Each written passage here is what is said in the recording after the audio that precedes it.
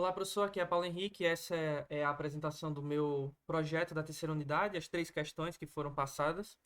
Então, eu vou fazer uma descrição aqui de cada, mostrar aqui a implementação de cada uma e mostrar a execução também. Então, começando pela execução, vamos para a primeira questão. A primeira questão em que a gente tem um pipeline, uma soma em pipeline. Eu fiz duas variações, uma seguindo o requisito de que deve usar um único buffer e outra que não segue esse requisito para a gente poder usar o reduce. Mas foi só uma variação que eu fiz por curiosidade mesmo. Então, mostrando logo aqui o funcionamento, eu vou dar um MPI run, vou executar com quatro processos primeiro do pipeline sum. Então, a gente pode ver aqui que o pipeline começa pelo P0. O P0 vai enviar o próprio número, que é 0, o próprio rank, para P1. P1 vai receber e vai somar o próprio valor. Depois, P2 vai receber o valor de P1, que é 1 no momento, e vai somar o próprio valor, totalizando 3. E P3 vai receber o valor acumulado, que é 3, de P2, e vai somar com o próprio valor, dando 6. Eu vou executar com mais processos aqui, só para a gente poder ver que ele funciona. Outros números, beleza. A outra variação que eu fiz é usando reduce. Então eu vou mostrar lá no código depois o que isso muda. Mas eu fiz mais por curiosidade. Ela, ao invés de mostrar agora processo a processo, ela só mostra o valor final e a gente pode ver que bate. Então eu vou voltar aqui para a gente dar uma olhada no código. E vamos olhar aqui o pipeline sum. Opa, perdão, pipeline sum.c. Pronto. Então a gente pode ver aqui no pipeline sum que a gente tem, primeiro, a gente tem a declaração aqui do rank do site, para que cada processo saiba qual é seu rank. Eu faço uma validação para saber se o size é menor do que 2, porque se for, não faz muito sentido a gente rodar. Depois a gente tem o buffer único, ele está dentro dessa variável aqui, token soma. Você pode ver que ele é passado como referência aqui no MPI send e no MPI receive.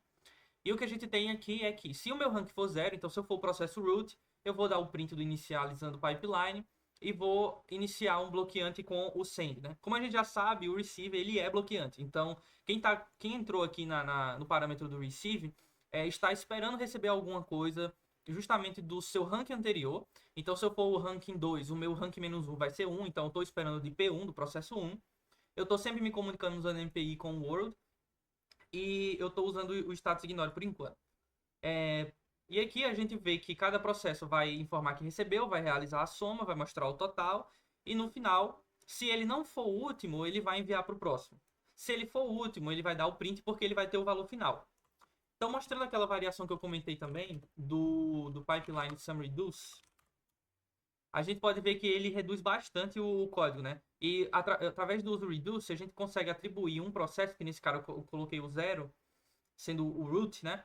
Que ele vai receber o valor calculado parcial de todo mundo. Como a soma ela tem a propriedade de que você pode fazer ela em qualquer ordem, então cada um pode enviar o seu próprio valor.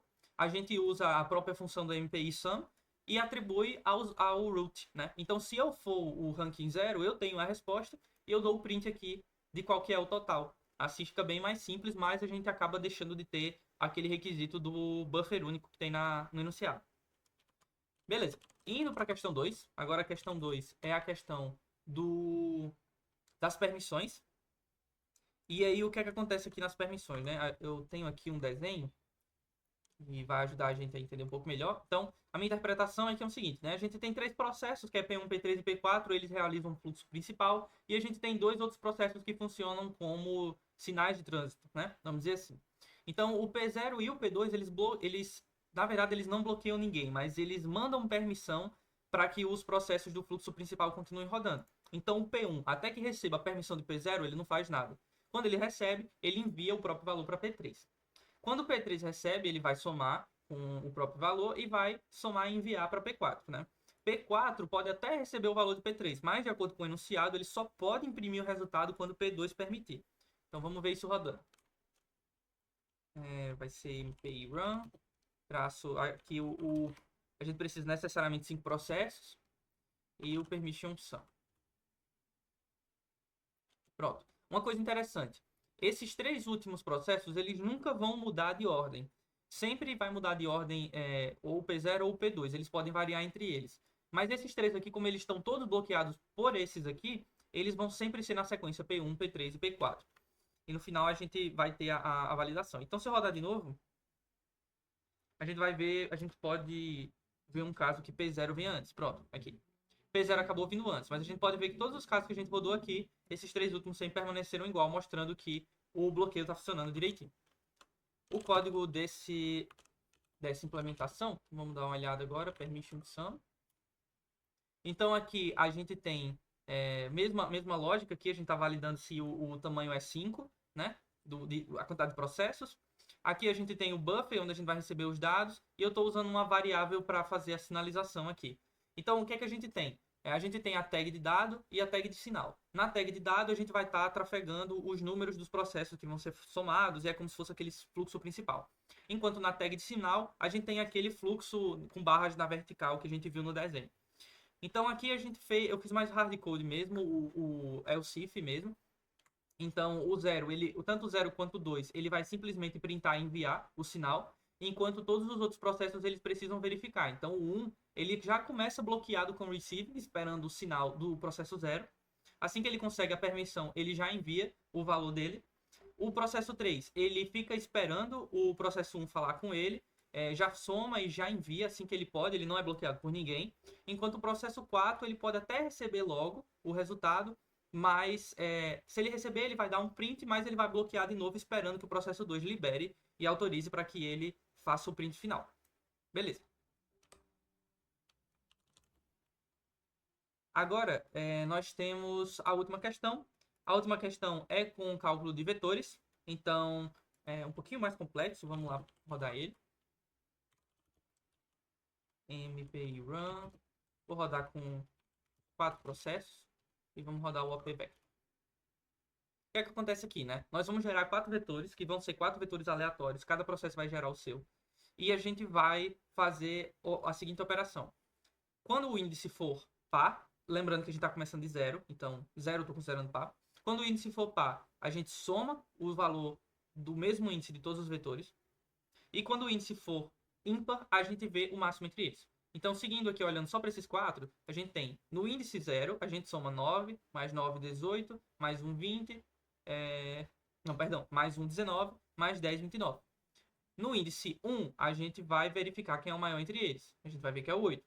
No índice 2, a gente vai novamente realizar a soma, que vai dar 16, e assim vai. Então, a gente tem aqui embaixo o resultado final, certo? Então, eu coloquei no mesmo formato de vetor, das mesmas quantidades, só que mantendo os resultados finais. Como é que a gente fez isso? Usando o reduce novamente, né? Dando aí o spoiler. Então, vamos aqui para o OP vector. A gente pode ver que eu fiz a operação personalizada aqui, a operação par, soma, ímpar, max. Então, basicamente, ele vai fazer isso, né? Ele vai percorrer todo o vetor. Quando ele pegar um índice par, ele vai somar. Quando ele não pegar um índice par, ele vai simplesmente fazer a comparação do vetor naquela posição que ele recebeu com o vetor que ele está atualmente. Por que isso é importante? A gente já vai ver lá embaixo como é que isso aqui faz o máximo entre eles, né? Mas basicamente, se eu verificar que o que eu estou lendo, o novo que eu estou lendo é maior do que o antigo, ele vai substituir. Aqui embaixo a gente já pode ir direto para essa parte para não ficar muito confuso, mas basicamente aqui eu crio o array a partir de dados randômicos de 0 a 10, e aqui eu faço a customização do operador, né? Então eu tenho que fazer a criação do MPI OP, usar o MPI OP create, passando o meu MPI OP como referência. Aqui embaixo a gente vai ter o cálculo em si, usando o reduce. Então o que é que acontece?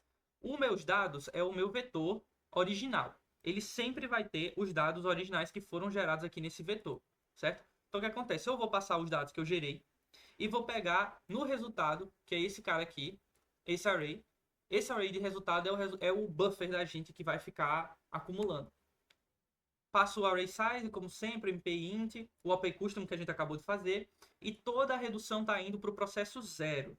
Então, todo mundo vai gerar e o processo 0 vai obter os resultados.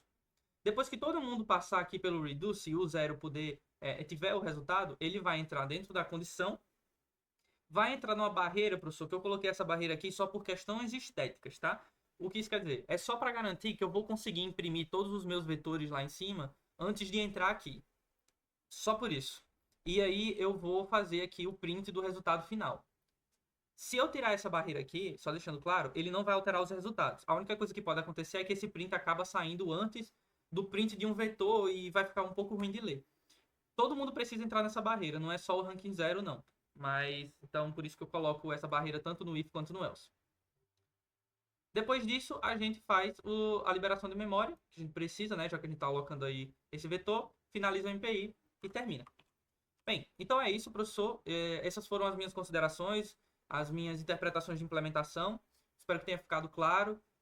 Agradeço desde já pela disciplina, pela atenção também aqui no vídeo. Qualquer dúvida, eu estou à disposição também para esclarecer alguma coisa que precise. Muito obrigado.